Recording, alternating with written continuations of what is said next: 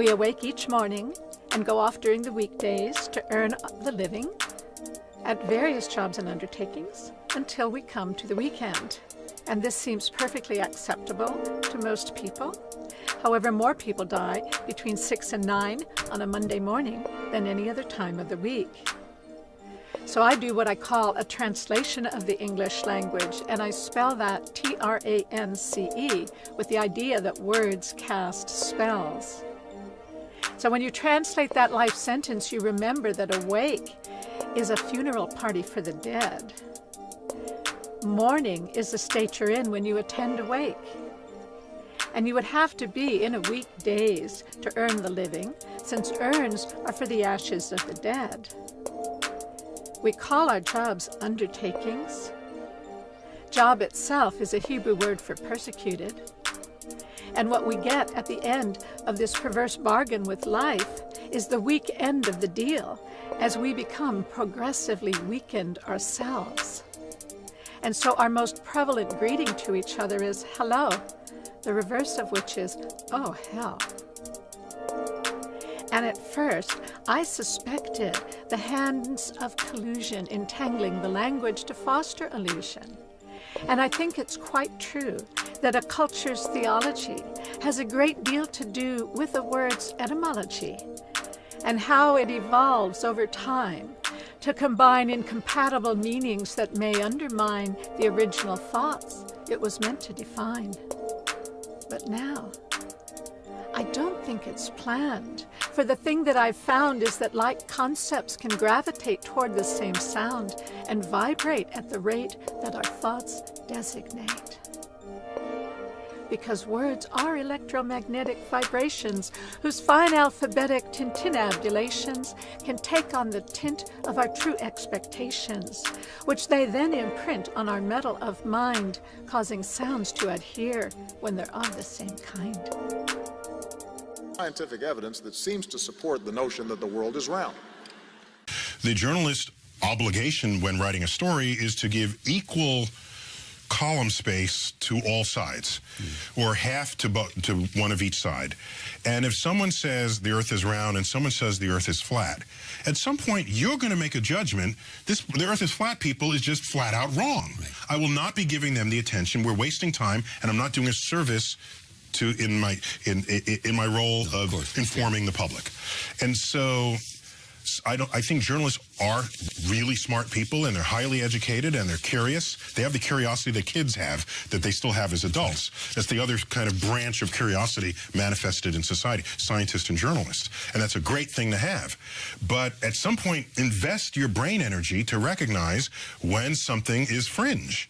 I'm sorry to have to tell you this, but you are a journalist. You are a journalist. So you don't have to apologize. No, I'm not apologizing. I host a talk show, so I can't say I'm not a journalist.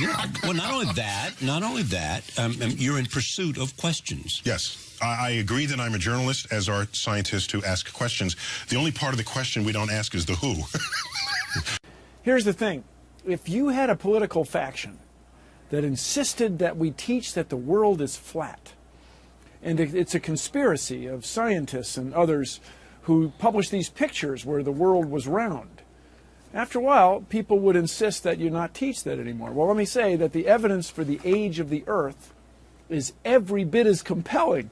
The Earth is 4.5 billion years old, not 6 or 10,000 years old. Why did this all come out? But Bill, isn't it a problem when science guys attempt to bully other people? I mean, Nick here had to say, I'm not a denier. He had to get it up. I'm not a denier, because really, the science group has tried to shame anyone who dares question this. Okay. And the point I'm trying to make is it's not working with the public. Even a political conspiracy.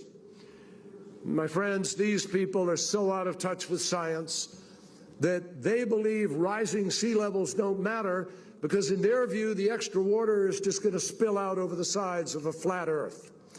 They're wrong, obviously.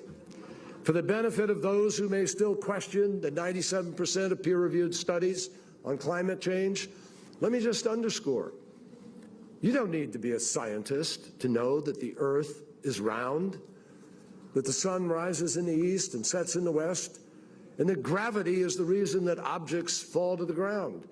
You could pick 100 different examples of simple things that happen every day that reflect science and determinations of science. And you don't need to be a scientist. This is happening. It's happening now. It's happening faster than scientists had predicted it would. And it's happening to greater degrees than scientists predicted it would. And we need, as responsible leaders, to take account of science, not some cockamamie ideological hypothetical, but science. And we need to make clear that those members of the Flat Earth Society are on the wrong side of history. We are going to make Paris the demarcation point where we begin to get the job done to save the planet, period. They've been talking down new sources of energy. They dismiss wind power. They dismiss solar power. They make jokes about biofuels. They were against raising fuel standards. I guess they like gas guzzlers. They think that's good for our future. We're trying to move towards the future. They want to be stuck in the past. And we've heard this kind of thinking before.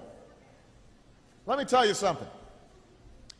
If some of these folks were around when Columbus set sail,